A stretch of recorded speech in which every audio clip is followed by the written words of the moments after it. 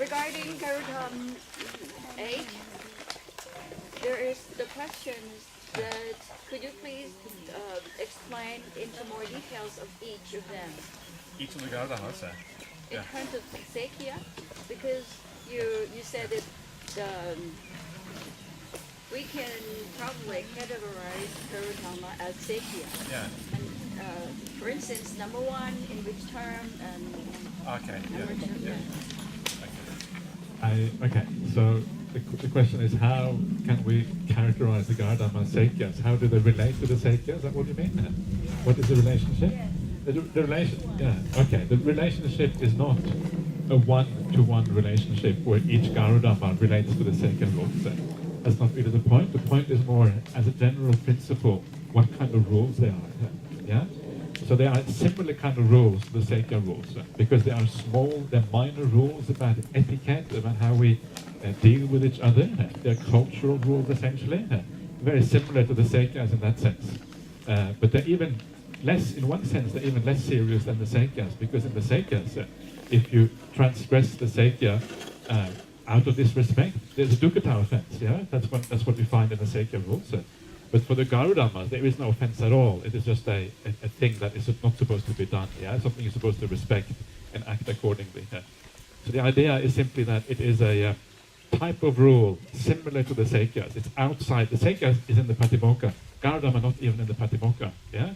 So it is in that sense, it is a very minor kind of rule and a similar type of rule as a Sekhiya. That's really what I'm trying to get at.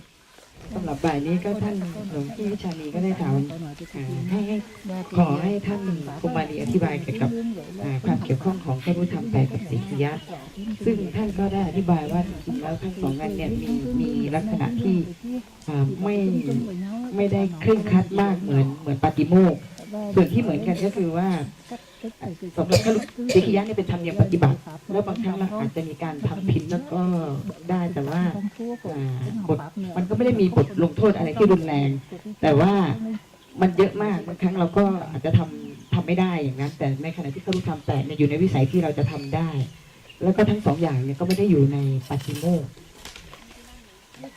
อยู่ในปาฏิโมกข์ท่านว่าอย่างนั้นสิกขิยะอยู่ในปาฏิโมกข์แต่พระพุทธธรรมแปดไม่ได้อยู่ในปาฏิโมกข์ขออภัยด้วยYou were talking about the Buddha. Once he become enlightened, he thought about the structure of four communities. And that time, there were not any of that communities. Yeah, and we tend to believe that this is his, I say, insight that he can foresee the future. Intention. And when it comes to the Garudhamma, that talking about Sikhamana. Yeah. And some said that, well, probably this may be put in this Garudhamma later. Yeah. But actually, that time when he gave Garudhamma to Mahapajapati, there was not any bhikkhuni and Sikhamana. Some might have argued that why don't we believe that this is his foresight, something like that. Okay. You got my point? Yeah. Okay. Please. Okay. So you're saying that the Garudhammas are the Buddha's foresight, and that's why he's laying it down beforehand. Yeah. Yeah, like Sikhamana. Sikhamana training. Yeah. It is possible. I know that some people argue the Garudhammas are not authentic. Yeah, they're not really been laid down by the Buddha. But you could be right. But so it is possible. That's one of the reasons why I haven't argued that the Garudhammas are not authentic. I've argued that the Garudhammas are not the kind of rule that is important. That's why I made a different argument. Yeah, but I cannot remember all the details. There are many different arguments going on there. And have you read? There's a nice book by Bhante Sujato called the Bhikkhuni Vinaya Studies. Have you seen that book? Bhikkhuni Vinaya Studies. In there, he goes through some of the arguments that why the Garudhammas are not authentic. So I would recommend you have a look at that first of all. Do you have a copy of that? It's available on the internet, so you just have to download it. All Yeah, right. it's one of those books, Myself. internet books. Thank Yeah, you. yeah. Bhikkhuni Vinaya studies. That's what I recommend. Yeah. ประเด็นที่เนนเรียนถามกับเรียนถามอาจารย์ก็คือว่าเมื่อเช้านี้ท่านได้พูดเกี่ยวกับเมื่อพระเจ้าเนี่ยท่านตรัสรู้ท่านก็มองเห็นโครงสร้างของพุทธบริษัทสี่ทั้งที่ตอนนั้นก็ยังไม่มีสัมบริษัทเลยแต่เราก็เชื่อว่านั่นคือเป็นสัพพัญญุตยานถ้ามีผู้ภาษาผิดช่วยแก้ด้วยนะได้เรียนใหม่แต่พอมาถึงข้อรู้ธรรมที่ว่าภิกษุณีจะต้องแสวงหาการบวชให้กับสิกขมานาแล้วเราก็คิดว่าหลายท่านก็คิดว่าสิกขมานามันก็จำเป็นมันจริงไม่จำเป็นที่เราถกเถียงกันอยู่ว่ามีทั้งบวชทั้งไม่บวชก็อาจจะมีคนถกเถียงได้ว่าก็พุทธเจ้าก็ต้องอาจจะมองเห็นเหมือนกรณีของพุทธบริษัทสี่นี่แหละคือตอนนี้ก็ยังมีสิกขมานาแต่ท่านก็มองเห็นว่าต่อไปในจำเป็นจะต้องมีสิกขมานาซึ่งท่านก็มองว่าจริงๆแล้วอันนี้ท่านก็ไม่ได้ดูลงไปในรายละเอียดแต่ว่าประเด็นที่คุยกันก็คือว่าพระรูปธรรมเนี่ยไม่ใช่กฎที่เข้มงวดในประเด็นนี้แต่ว่าประเด็นที่ว่าจะเป็นของแท้ดั้งเดิมที่พระเจ้าได้ตัดไว้หรือที่บอกพระอานนท์ไว้เนี่ยอันนั้นเป็นประเด็นหนึ่งซึ่งก็ยังไม่มีใครที่จะก็เป็นที่ถกเถียงแต่ว่ายังไม่มีใครกล้าฟันธงจริงๆนั่นคืออะไร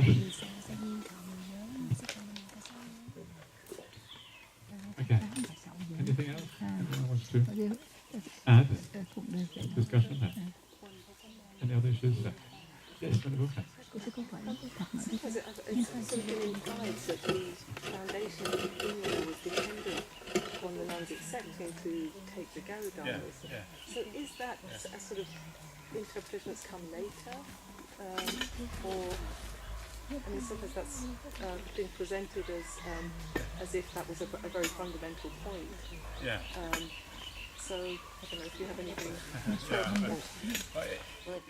It is a fundamental point. The way that the history comes down in the Bhikkhuni Vinaya or in the Bhikkhuni Khandaka, it is fundamental because there that's presented exactly the way you're saying. Mahapajapati Gautama comes to the Buddha and says, well, if you take these on, that will be your ordination. That will be the beginning of the Bhikkhuni Sangha. But the extent to which the way this is presented in the Pali Suttas or the Pali Vinaya actually is historical is a completely different question. And if you read the histories, because the histories have come down in many different Vinayas, there's about 6 different Vinayas available, in different lineages, different schools, all these things. Everyone is slightly different, which one is true?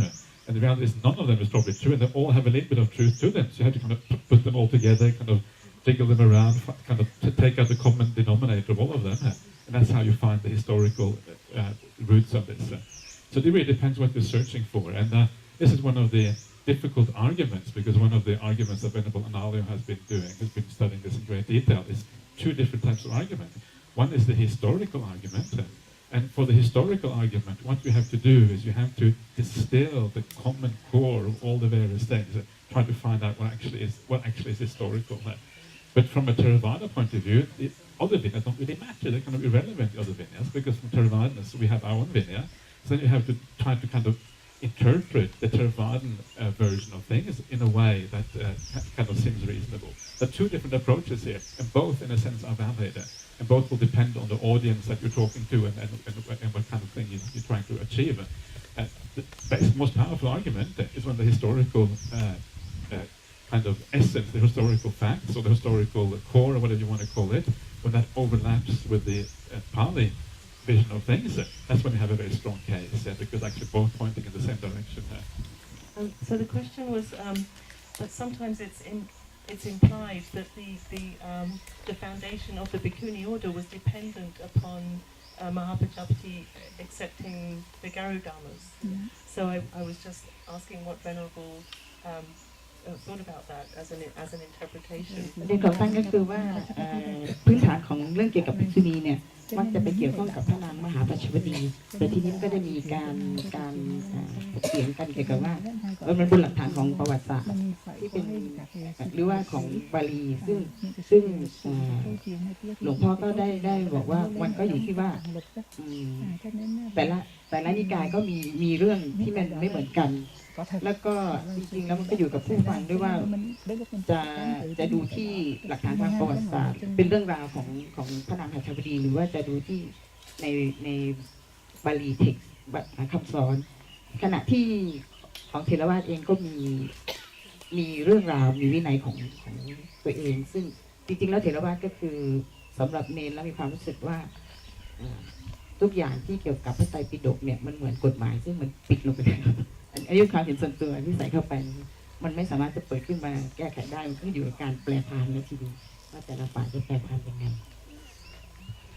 Okay, and I also think that it is one of the I think what you see when you read the Bhikkhuni Khandaka, it doesn't actually say that it is the Bhikkhuni order's foundation as such that depends on the Garudhamma. There is more the ordination of Mahapajapati Gautami that depends on the Garudhamma. She takes them on. The Buddha doesn't say at this point, now I'm found in the Bhikkhuni order. There's nothing grand like that. It's very simple. I'm just ordaining this one person. If you look at the foundation of the Bhikkhuni order, I would say it was decided a long time beforehand, when they decided that I will not kind of take Parinibbana until the Bhikkhuni order is strong and all these kind of things.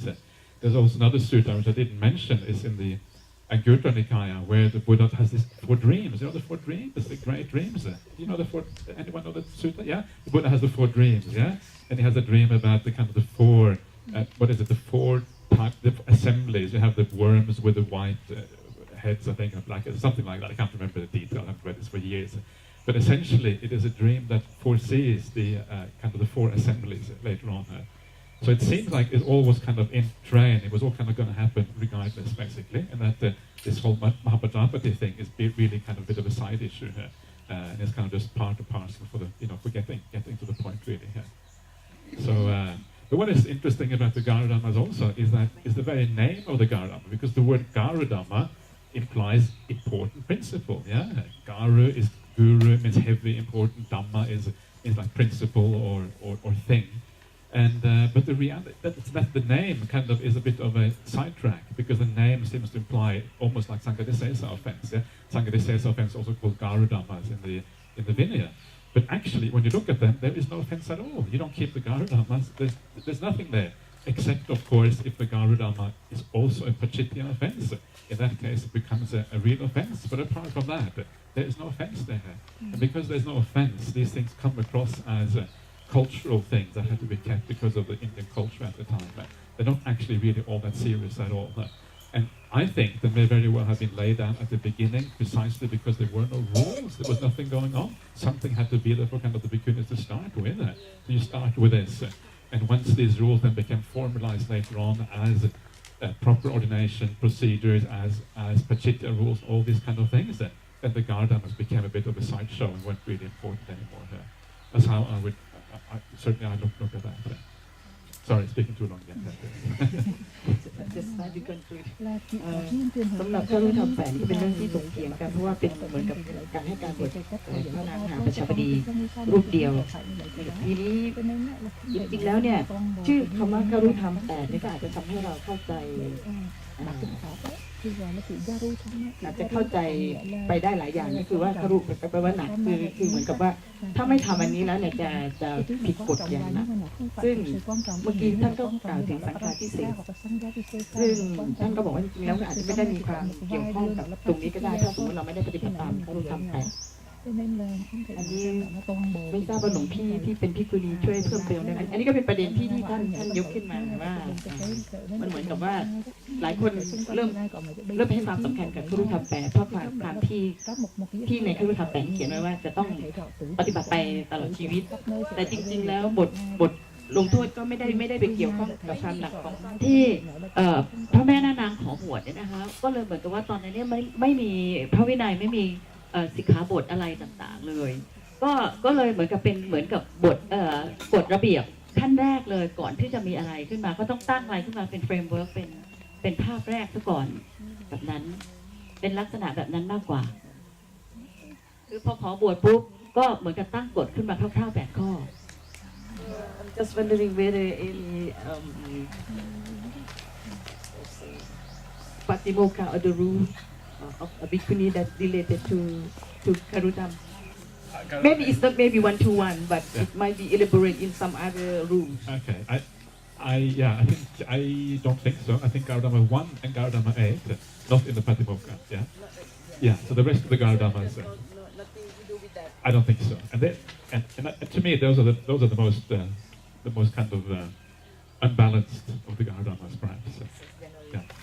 ประเด็นที่เนนถามก็คือความที่เนนเป็นเนนก็ยังไม่รู้อะไรเยอะก็สงสัยว่าแล้วในเมื่อหลวงพี่วิชาญบอกว่าครุธรรม8เนี่ยเป็นเหมือนกับกฎแรกๆที่พระพุทธเจ้าท่านให้ไว้ก็เลยสงสัยว่าแล้วกฎ8 ข้อนี้เข้าไปเกี่ยวข้องอยู่ในปฏิโมกข์บ้างหรือเปล่าที่อธิบายมีบางข้อฉะนั้นก็ได้ศึกษาทางหลวงพี่สุนีเนี่ยบอกว่าจริงๆแล้วก็มีบางข้อในครุธรรม8ซึ่งwe just think that in fact there are also some of them in Garudhamma, in Garudhamma to actually involve the Patimokkha, for instance, Pavarana or Ovada, something like that. I just said number 1 and 8. Only 1 and 8, not in the Patimokkha. I think the rest are actually in the Patimokkha. ข้อ 1 กับข้อ 8 Yeah.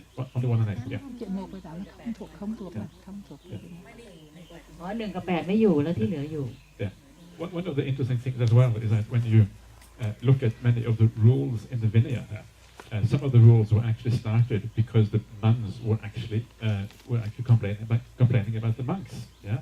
So Garudhamma number 8 is that the nun can never criticize a monk. Yeah, that's kind of Garudhamma number 8. But actually, in the rules themselves in the Patimokkha, there are occasions where the nuns actually do complain about the monks. Yeah. And then the Buddha lays down the rule.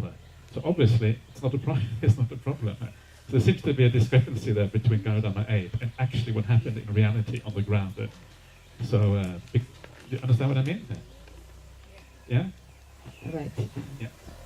หลวงพ่อก็จะได้ข้อมูลเพิ่มเติมว่าจริงๆแล้วเนี่ยบางทีในข้อธรรมข้อ8ซึ่งบอกว่าภิกษุณีจะต้องไม่ว่ากล่าวตักเตือนหรือว่าไปบ่นอะไรไม่ว่าพระภิกษุทีนี้ปรากฏว่าจริงๆแล้วเนี่ยถ้าไปดูในพระสูตรหลายๆเรื่องเนี่ยก็มีพระสูตรที่เกี่ยวข้องกับการที่ภิกษุณีร้องเรียนพระพุทธเจ้าเกี่ยวกับพระภิกษุเหมือนกันก็ว่ากัน One example is one of the rules for the ovada. The monks have to give the ovada to the nuns, yeah. And one of those rules is where the group of 6 monks, yeah, very, very bad monks, group of 6 monks, group of 6 nuns as well, yeah, always group of 6.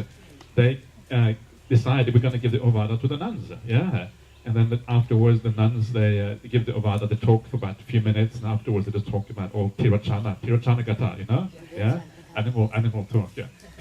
And so afterwards, the Buddha asked the nuns, how was the ovada? Was it good ovada? And the nuns said, how could it be good ovada?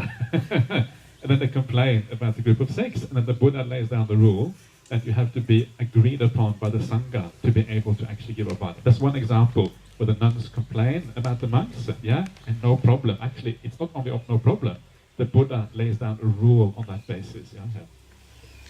ก็มีอีกกรณีนึงก็คือว่ามีพระสัพพคีซึ่งไปให้โอวาทภิกษุณีแล้วก็จริงแล้วก็ไปให้โอวาทนิดหน่อยแต่ว่าส่วนใหญ่ก็พูดเกี่ยวกับภาษาที่ไม่ได้เป็นเดรัจฉานคาถาซึ่งไม่ได้เกี่ยวข้องกับการเป็นการธรรมะที่ดีอะไรอย่างนี้ทีนี้พระพุทธเจ้าก็ถามภิกษุณีว่าแล้วภิกษุเนี่ยไปให้โอวาทแล้วได้ผลเป็นยังไงภิกษุณีก็เลยบอกว่าไม่ค่อยได้สอนอะไรเลยพูดแต่เดรัจฉานคาถา So can I have a further point to make? Once you talk about the bhikkhu who give the ovada to bhikkhuni, I know only that if that particular bhikkhu has 20 years or 20 vasa, he is qualified to give the ovada. I have no idea about the other qualification. One of the other ones is that you have to know both Patimokkha. Yeah, both Patimokkha's you should know as a bhikkhu. Very few bhikkhu know both Patimokkha's. I don't know both Patimokkha's. I have to admit I don't know them both. คุณสมบัติอื่นๆนอกจากจะต้องอายุ20ขอโทษค่ะมีพรรษา20ที่จะเป็นผู้ที่ให้โอวาทได้อันต่อไปก็คือจะต้องรู้ปฏิโมกข์ทั้งสองฝ่ายและต้องได้รับการแต่งตั้งจากใครเจ้าคะ Okay, so these are the 8 rules. Yeah. If you want to find out about these things, what I recommend you to do, a lot of these things are now available on the internet. Yeah. There is an internet site called suttacentral.net. Have you know about that one? Yeah. And at suttacentral.net, you find all these wonderful translations. Guess who has made those translations? Any idea? You want to make one guess? Yeah, I have done that. Yeah. I'm being very naughty. I apologize, but. So those translations of the Vinaya, this is actually my translation. If you go to suttacentral.net, you can find my translation of the Vinaya there. These are my translations. So this is one of the reasons Venerable Dhamma and Vinaya didn't mention this morning. So talking about my qualification, yeah, to be Vinaya. One qualification, I've translated almost the entire Vinaya Pitaka from Pali into English. That helps a little bit as well. So just to add that. So this is my translation of this particular passage. And so these are the 8 qualities that the Buddha laid down for a monk to be suitable for giving the Ovada. Yeah. So first one, you are virtuous and you follow the monastic code. In other words, you follow the Patimokkha. Yeah, this is number 1.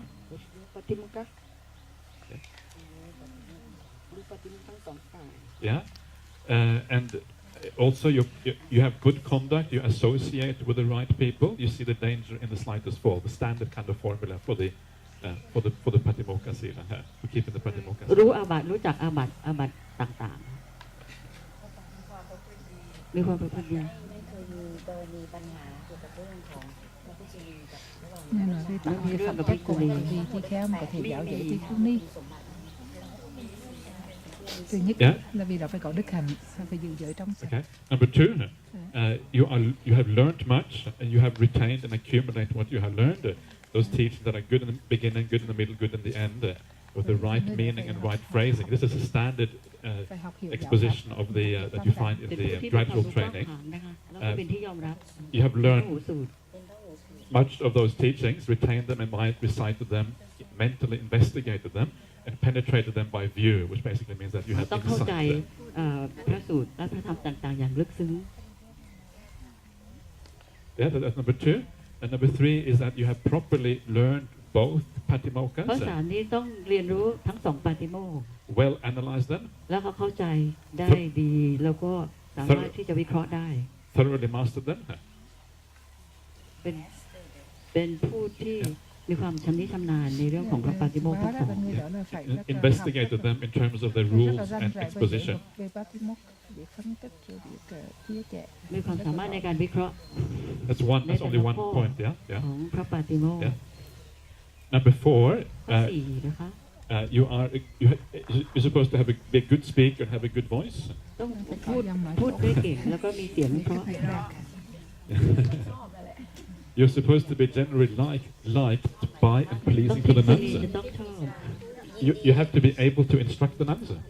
ต้องมีความสามารถในการสั่งสอน You can never committed a serious offense against the nun. ต้องไม่มีธรรมะอันตรายต่อภิกษุณีนั่นคือ And you have to be ordained ล่วงละเมิด for 20 years. นะคะต้องมีพรรษา20 ขึ้นไป Yeah. So I'm not sure if I'm qualified. Not sure. Uncertain if I'm qualified. Very high bar to clear. Yeah, you have to be almost arrogant to clear this kind of bar. So it's very hard. Thank you so very much, Venerable Luang Po. Can I call you Luang Po? Just call me. Lumpur is Thai. I like international Thai. Venerable. Yeah. Venerable is good. Yeah. So thank you so much, Venerable. So what kind of ovada? Normally the disqualified bhikkhu give to bhikkhu. Yeah. So the rule doesn't say what kind of avada. So from the rule, it looks like any kind of avada. Yeah, any kind of time you teach a bhikkhuni. But the way it is normally interpreted is to mean the fortnightly avada. You know, every fortnight you have to give an avada. Yeah, so that's how it's usually interpreted. Yeah. Câu hỏi là Ovada khi nào Ovada là Ovada cái loại nào là thông tin tức là từ dạo dậy từ sáng đến nay tuần dậy đó.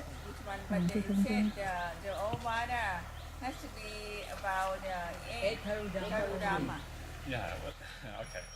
Yeah, this is another controversial thing. Yeah, what exactly the Vada should be about. It depends on the situation. If the bhikkhuni says, if the monk asks, "Are you keeping the Garudhamma?" the bhikkhuni says, "No, not keeping the Garudhamma." Then you're supposed to teach the Garudhamma. So it depends on the circumstance, but it doesn't have to be about the 8 Garudhammas. But one of the please, I apologize for talking so long, but I sometimes it's easier to kind of finish to make a point. So, but one of the important things that I'm going to be mentioning later on is that this distinction between the Patimokkha rule and the Vibhanga. You know, the Patimokkha rule is actually just the rule. The Vibhanga is the explanation which goes around the rule. Now, the explanation which goes around the rule is actually later than the rule itself, because the explanation is like a commentary. It has to come after the rule. That's the only logical possibility. So because of that, and because a lot of those explanations, they vary a lot depending on which tradition you go to, I think it's fairly clear a lot of that explanation is not come from the Buddha. It comes from later times. Yeah?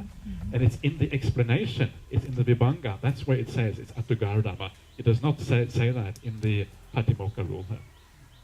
Okay. Yeah?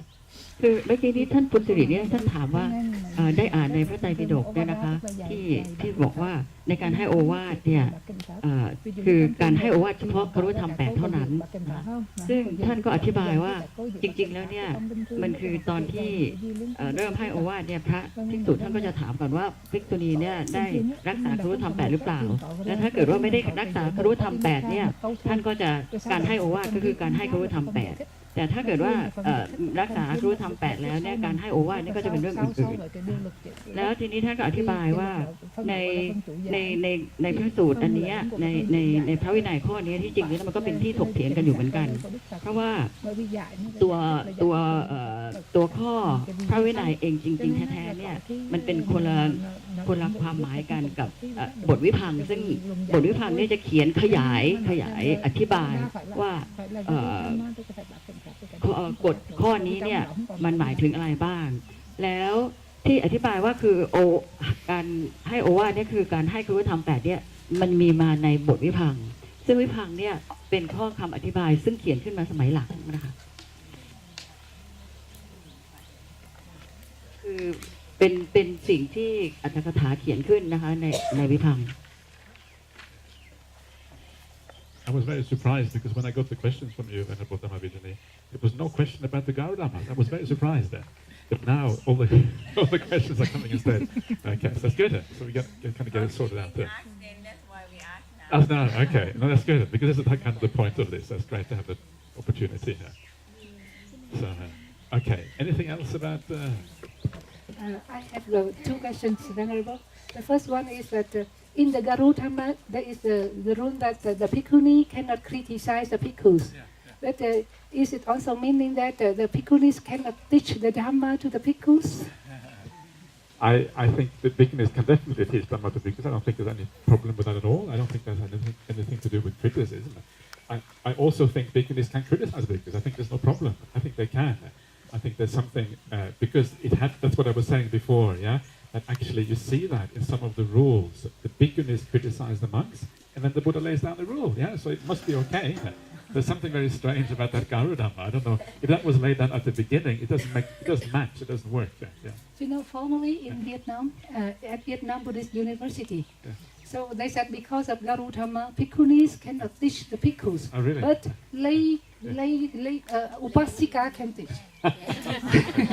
So it is very strange. But later, now they change the mind, and now bhikkhunis can also teach the Dhamma to the young bhikkhus. Okay, good. And the bhikkhuni sitting next to me has one question, and she asked me to put to you about the Samaneri's rule and Sikhamana rules. Yeah. So we understand that Sikhamana is more senior than Samaneri, but they keep only 6 precepts. But why Samaneri we mentioned 10 precepts, but Sikhamana only 6 precepts? I think it is fairly clear from the Vinaya that Sikhamana is more senior, because when you see all of them in connection with each other, it always has the same sequence. The sequence is always Bhikkhu, Bhikkhuni, Sikhamana, Samanera. It's always the same sequence. The Sikhamana seems to be more senior. I think that's fairly clear. I think the difference is that the Sikhamana, she keeps 6 rules, but she keeps them perfectly. Yeah, no breaking. Yeah. Samaneri, okay, not so important. If you make a few mistakes, it's fine. Sikhamana cannot. I think that is the important distinction there between the two. Yeah. Okay. Yeah. One more question over here. Yeah. Some place here in Thailand, they say that the ordained Sikhamana doesn't have to be 2 years. The ordained Sikhamana at the same time, and after or a month or so they them to something. Okay. Yeah. They said that the Buddha allowed that. I think that there is a. It is interesting. I think it is a historical question. When the Sikhamana training was established, yeah, nobody knows exactly when that was.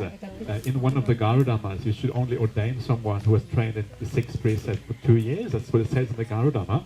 But some have argued that's a later addition. Some of the schools do not have that section in the Garudhamma about ordination. So it varies a little bit. So it's uncertain exactly when that was established. So from a historical perspective, I think many of these things have not been researched enough. So it's hard to say. But it's possible that actually it wasn't required from a historical perspective. But I think what is really more important than that is that it does not invalidate the ordination. Yeah. Even if you have not trained for 2 years as Sikhamana, it is only not to be done. But the ordination is still valid. That is the important point. Yeah, there's nothing about the ordination being invalidated, and you can prove that from the Vinaya. You can actually prove that actually there is no problem there. If you ordain someone who has not trained, whether it's a samaneri or whatever. Yeah. Well, but the majority, like in Sri Lanka, always have to be 2 years trained. Yeah, I think I think that's good. Yeah, it's really I want to criticize anyone. People do what they think is right, but I think that from a historical perspective, probably you can justify either way. I think it's possible. But if you want to follow the Theravada strictly, the Theravada way strictly, then probably it's best to have 2 years as Sikhamana before you ordain as Bhikkhuni. Yeah.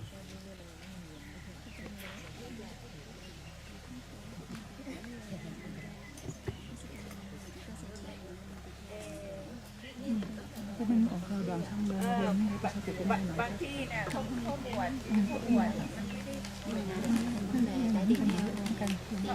จากคารวะน่ะไปบวชเขาก็บวชที่ชุนี้ให้เลยไม่ต้องผ่านเป็นสามเณรีหรือสามนาบางทีก็บางคนก็เป็นสามนาเดือนหนึ่งหรือพรรษาหนึ่งอ่ะแล้วเขาก็บวชที่ชุนี้ให้เลยก็บอกว่านั่นสำหรับเด็กๆที่อายุ18เท่านั้นที่ต้องบวชเป็นสามเณรเป็นสิกขามานา2 ปีแล้วพออายุ20ใช่ไหมแล้วก็ถึงจะบวชเป็นภิกษุณีได้เขาบอกว่านั่นแอพพลายเฉพาะเด็กๆที่อายุ18แต่ถ้าคนแก่ๆไปบวชแล้วก็บวชภิกษุณีเลยทีนี้ในคำตอบของท่านเนี่ยท่านก็บอกว่าคือ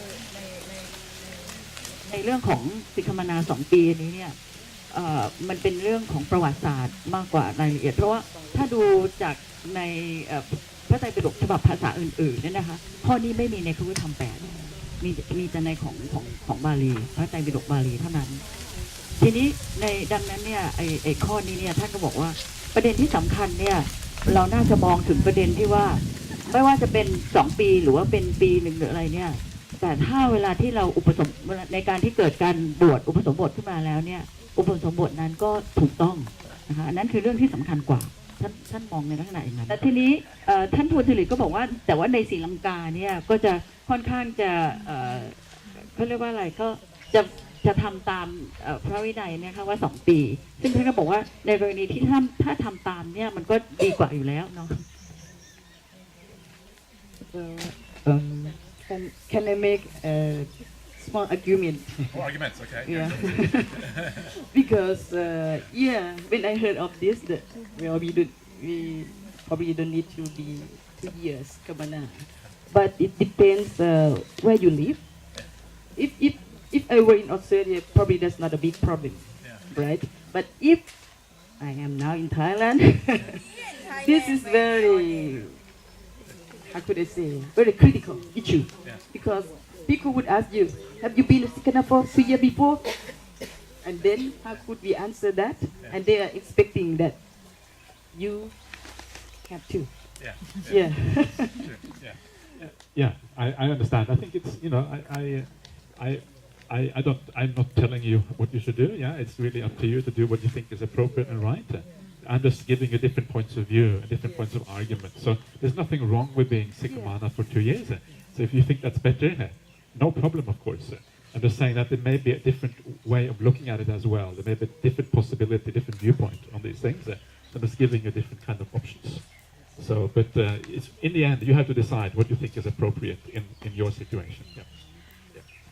Thank you so much. Let me conclude this session. Not this session, this argument. Yes.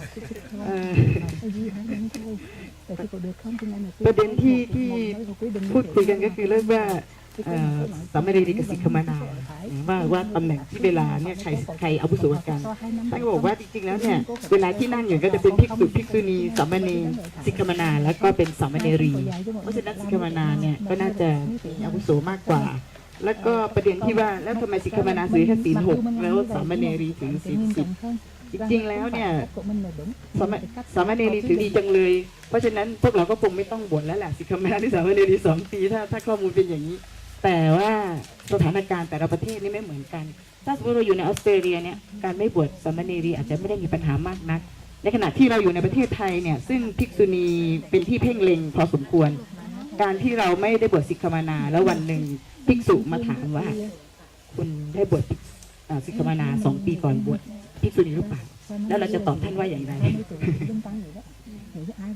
ก็เป็นประเด็นที่แลกเปลี่ยนกัน Any more arguments?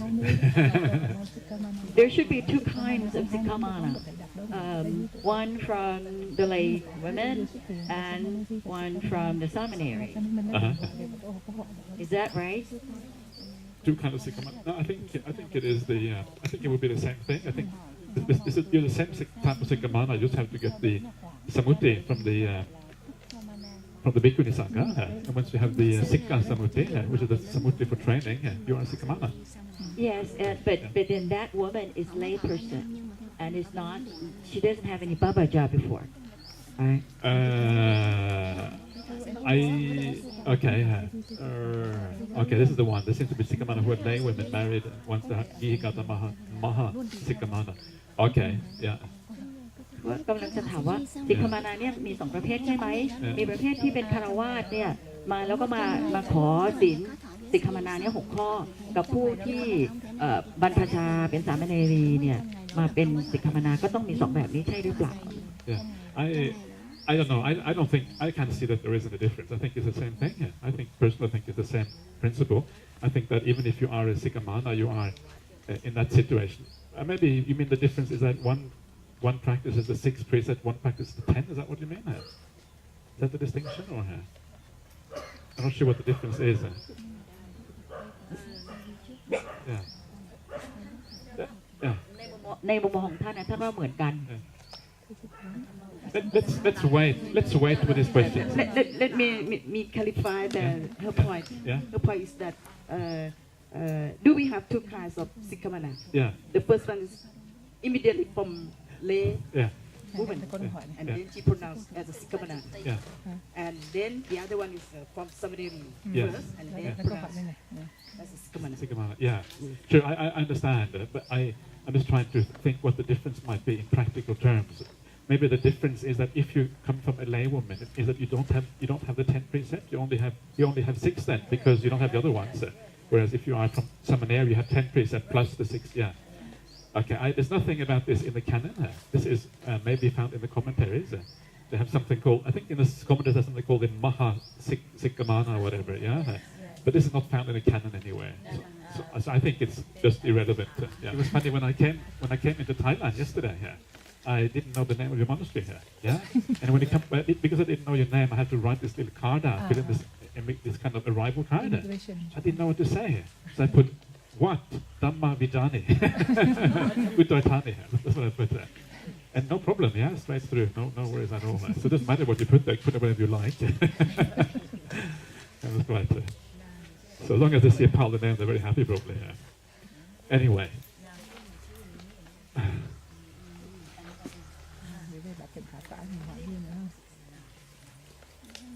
Yeah, we'll get back to the Mahasikamana and the Chula Sikamana later on.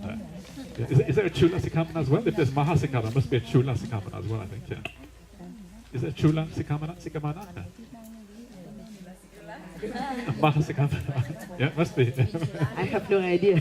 Maybe I need to do some research. Usually if you have Maha, you also have Chula, yeah? Maha, Chula, oh, yeah. Okay. Anyway, enough messing around. Actually, never enough messing around. Messing around, I think, is really useful. Okay, so let's have a look. Let's talk a little bit about the history of Buddhism, the schisms and sects and that kind of thing. Yeah. Is that okay? Yeah? Yeah? You sure? Okay.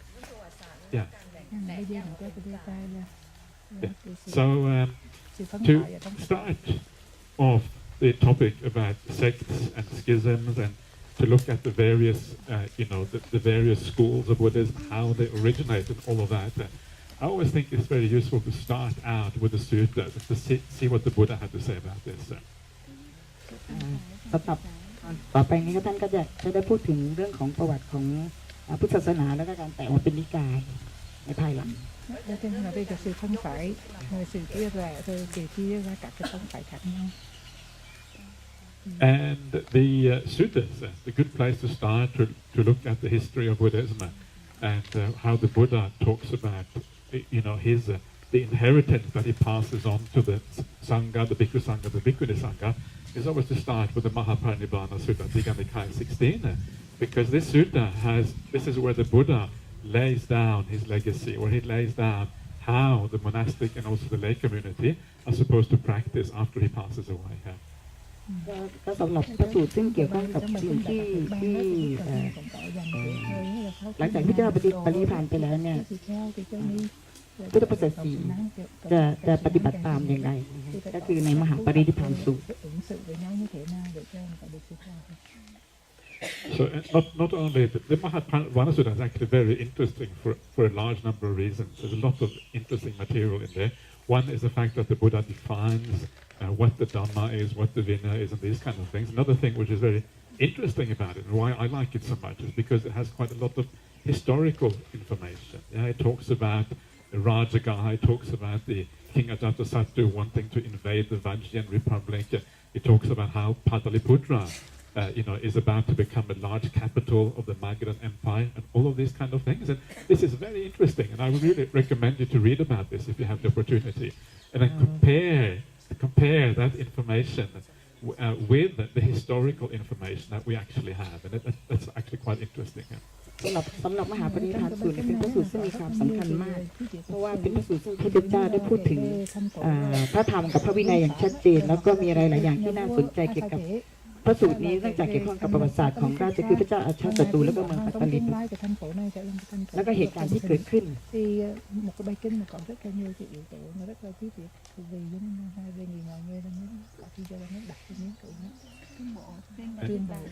And what you find, what is very fascinating, I find, is that you find that the historical information that you find in the suttas, you find it in the Mahaparinibbana Sutta, I also find it elsewhere. It actually fits very well with those little nuggets of history that we have from that time that are known from other sources, like Greek sources, inscriptions, and these kind of things. It fits very beautifully in there. And one of the powerful things about that is this very strong feeling that the suttas are authentic. Yeah, they give a message which actually fits with the general historical overview of that time. ความสำคัญของมหาปรินิพพานสูตรก็คือว่าข้อมูลต่างๆที่เล่าอยู่ในมหาปรินิพพานสูตรเนี่ยเข้ากันได้ดีกับหลักฐานทางประวัติศาสตร์ที่เราเรียนรู้กันในภายหลัง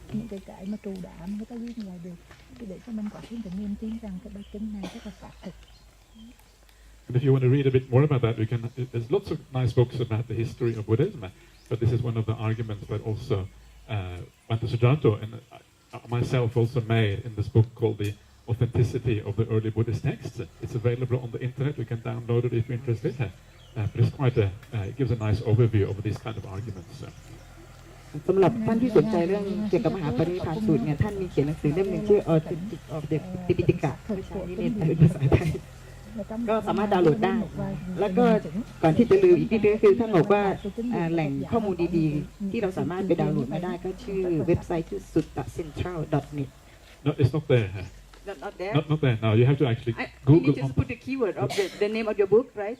Yeah, just Google the net. สำหรับเล่มของท่านเนี่ยให้ไปดูใน Google. Yeah, Google. Yeah. Okay, so this is a nice thing about international language. I can understand what you're saying. Yeah, very, very handy. But I'm getting a bit sidetracked because I'm talking about historical things. But really, what I think is the most important point for what we're doing now is to see what the Buddha has to say about what is now to be trusted as the suttas and what is to be trusted, what people should use after he passes away. And what he says, of course, in the Mahaparinibbana Sutta is that after my passing away, the teaching doesn't get handed on to some monk or nun or lay person to be the teacher. Your teacher after I pass away is the Dhamma and the Vinaya that I have taught, says the Buddha.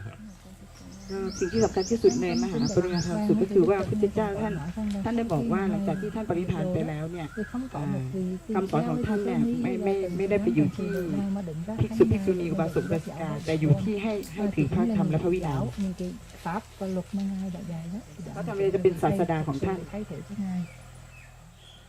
And of course, this is extremely interesting. Yeah, if you look at that particular statement in his own right, he's saying that the Dhamma and Vinaya that I have taught is what should be your teacher after I pass away. It means that actually it's quite important for us to find out precisely what it is that the Buddha himself taught. ก็ท่านได้ย้ำว่าพระธรรมและวินัยก็จะเป็นครูของเราต่อไปเมื่อพระพุทธเจ้าไม่ท่านปรินิพพานไปแล้วท่านย้ำจึงสำคัญมากจริงๆจะเรื่องสำคัญว่าเราจะต้องศึกษาพระธรรมและพระวินัยเพราะว่าคำสอนอยู่ในนั้น And in the same sutta you find that you may remember if you know the sutta well, it talks in the beginning, it talks about the aparihaniya dhamma. Yeah, the dhammas, the things, the principles that either lead to the decline or the prosperity of Buddhism in the future. Yeah, and one of the things that lead to the prosperity of Buddhism in the future, this is the third factor, 3 out of 7, and it reads as follows. This is a Morris Walsh's translation with some changes to the translation. As long as they do not lay down what has not been laid down and do not abolish what has been laid down, but proceed according to the rules of training that have been laid down, they may be expected to prosper and not decline.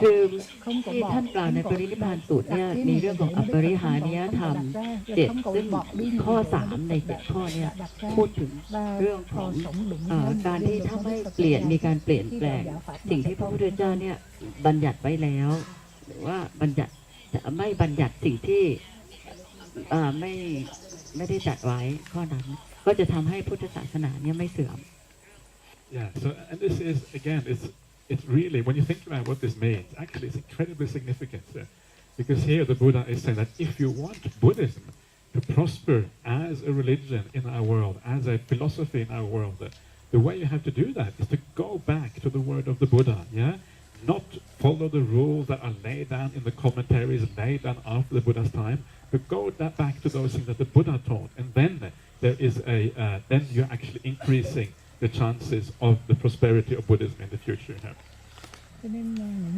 การที่จะทำให้พุทธศาสนาเนี่ยเจริญรุ่งเรืองต่อไปได้เนี่ยก็คือการที่จะต้องย้อนกลับเข้าไปศึกษาคำสอนที่พระพุทธเจ้าเนี่ยได้กำหนดไว้อย่างแท้จริงไม่ใช่ศึกษาสิ่งซึ่งอัตถกถาเนี่ยได้เขียนขึ้นมาเพิ่มเติมและอธิบายสิ่งที่พระพุทธเจ้าสอน So in a sense, I feel it becomes almost our responsibility. Yeah. Almost something that we have to do, that we are almost obliged to do, if we are going to be good disciples of the Buddha, do things in the right way, is actually just to go back to those early rules, try to discover what was taught by the Buddha, what was not taught by the Buddha, and then practice accordingly. It's almost incumbent, almost an obligation on us as monastics to do that. เพราะฉะนั้นสิ่งที่สำคัญก็คือเมื่อเราทราบแล้วว่าจะต้องกลับไปดูที่ต้นพูดง่ายๆคือต้นฉบับสิ่งที่ท่านสอนมากกว่าที่จะมาดูสิ่งที่มามีการแปลผ่านอีกครั้งหนึ่งเป็นหน้าที่ที่เราจะต้องไปศึกษาย้อนกลับไปศึกษา And I should add, this is not just about the Vinaya, of course, not just that we should kind of try to discover the original rules as laid down by the Buddha, but also about the Dhamma itself as well, yeah? What was actually laid down? What was the Dhamma taught by the Buddha? What is later Dhamma that was not taught by the Buddha? Again, the same kind of principle. We need to investigate and discover what that is, and that is what we should be following. That's what we should be taking as our teacher. เพราะฉะนั้นเราก็ต้องมีความรับผิดชอบที่จะไปดูว่าเป็นธรรมะที่พระเจ้าสอนและไม่ใช่ธรรมะที่พระเจ้าสอนและเราก็เลือกที่ต้องปฏิบัติตามที่พระเจ้าท่านได้สอนเอาไว้ที่จะเป็นถูกต้องเป็นครูของเราได้ So what is that Dhamma? What is the Dhamma that the Buddha taught? You know? แล้วธรรมะอะไรที่พระเจ้า Anyone want to guess? Anyone want to volunteer? It actually says in the Mahaprajapana Sutta, yeah? So if you have read it carefully, you have to read carefully, otherwise you forget. It actually says in there what it is.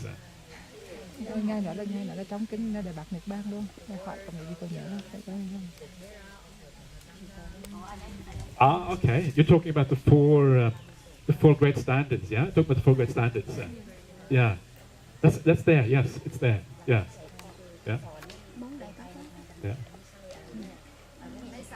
Yeah. Yeah. So what you mean is the gist of the Dhamma that the Buddha taught in Mahaparivāna Sutta, right? No, I don't mean the gist of the Dhamma he taught there. I mean, the Buddha specifically says in that sutta, what is his Dhamma, what is his teachings. He actually says that, he summarizes it. Emphasizing like sila, samadhi and wisdom. True, again and again and again. Yeah, that's a good point. Yeah, that's true. Yeah. He keeps asking us to practice sila, samadhi or citta, and wisdom or panya. True. Yeah, that's a good answer. That's a very good answer. Yeah, it's not the one I was looking for, but it's a good answer anyway. Thank you. Yeah. Okay, what he says in there, if you read it again, you will see that one of the things that he says is, he says, this is my teaching. This is what you should be following. He says the 37 Bodhipakya Dhammas. Yeah? You know the 37 Bodhipakya Dhammas? Yeah. โพธิปักขิยะ Yeah. คือท่านย้ำเรื่องของโพธิปักขิยธรรม37คือองค์ธรรมฝ่ายแห่งการตรัสรู้ So that is interesting because that summarizes basically the Buddha's teachings, and that is what it's all about. And what is interesting about the 37 Bodhipakya Dhammas, they're all about the path of practice. Yeah, they're very practical things. It is not theory. It's not Abhidhamma. It's not some kind of, you have to learn all of this kind of theoretical stuff. It's very, very practical. And this is what I think is so kind of the essence of what the Buddhist teaching is about, is really about practical things. About how to, right? How to, yeah, in a sense, how to exactly. Yeah. สิ่งที่ท่านบอกว่าทำไมท่านจึงบอกว่าเป็นโพธิปักขิยธรรม37ก็เนื่องจากว่าโพธิปักขิยธรรม37เนี่ยสิ่งที่ท่านสอนเอาไว้เนี่ยเป็นวิธีการที่จะปฏิบัติ So these things, for me, I find these things very interesting and very exciting because the problem is that if you read the suttas give you very clear instructions. That instruction is, read the suttas. That's what the suttas say. But if you don't read the suttas, you don't get that instructions. You don't know you should read the suttas. Because the problematic, yeah, you don't actually know where to, you lose that connection with the suttas, and once you lose it, you don't actually know that this is where the information is contained. ในพระสูตรเนี่ยส่วนใหญ่จะเป็นสิ่งที่พูดในเชิงทฤษฎีมากกว่าเพราะฉะนั้นถ้าเราไม่รู้ที่จะเอาไปสู่การปฏิบัติเนี่ยมันก็อาจจะไม่บังเกิดผล so can I compare just like the sutta is just like theory sutta just like theory or concept and then the Bodhipakya Dhamma 37 just like how to practice that sutta. Yeah, but there is a theory. There's theory and theory. Yeah, there's different type of theory. It could be both theory. You need some theory to be able to practice. You need to kind of say, okay, keep these precepts, be kind, yeah, have compassion, practice samadhi. That kind of thing you need, yeah. But what maybe you don't need is like there are 96 chittas, yeah, it's kind of stuff. That is the difference. Yeah, there's a difference. The difference between purely theoretical things and things that have a practical bearing. Yeah. Okay. So everyone happy? Very happy? Yeah. How happy? Okay. Whoa, that's really good. I'm very glad when people are happy. It's the whole idea. Yeah. Sorry. Over here. Okay. She wants to ask about the importance of Abhidhamma, because some people say that Sutta and Vinaya can only show the results, the effect. Only the Abhidhamma can show them the reason, the cause. So is it right? Sounds like a very kind of intellectual way of looking at things. The Abhidhamma can show the cause, but Sutta and Vinaya can only show the result, the effect. Okay. I don't even know what they mean by that, to be honest with you. I find that argument rather, okay, I'm not sure what they mean, but to me, what is important, and this is the way I look at this, is that it is very clear that the Abhidhamma was not laid down by the Buddha. Yeah, it came down after the Buddha's time. Some of the core principles in the Abhidhamma are very close to the Sutta, so there's no problem. But also, a lot of it also probably laid down a few hundred years after the Buddha. And you can tell because Abhidhamma in different traditions is very different. You have the Sarvastivada Abhidhamma, you have the Theravada Abhidhamma, you have the Dharmaguptaka Abhidhamma, yeah? And some of them exist in Chinese translation to the present day, but when you compare them, they're very, very different. If you take the suttas, Majjhima Nikaya, Madhyama Agama, these things, the similarity is often very, very powerful, even after 2,500 years. So I think it is fairly clear Abhidhamma is not the word of the Buddha. So you don't really, if it isn't the word of the Buddha, how important can it be? That's what I ask. If somebody else wrote this thing, not the Buddha, then can we even be sure that it is correct? We cannot be 100% sure. If you're not 100% sure, then I think it's best to just leave it to one side. That's the way I look at these things. So, personally, I don't really recommend studying Abhidhamma. ทางนู้นเนี่ยนะคะเขาถามว่าได้ยินมาว่าพระอภิธรรมเนี่ยถือว่าเป็น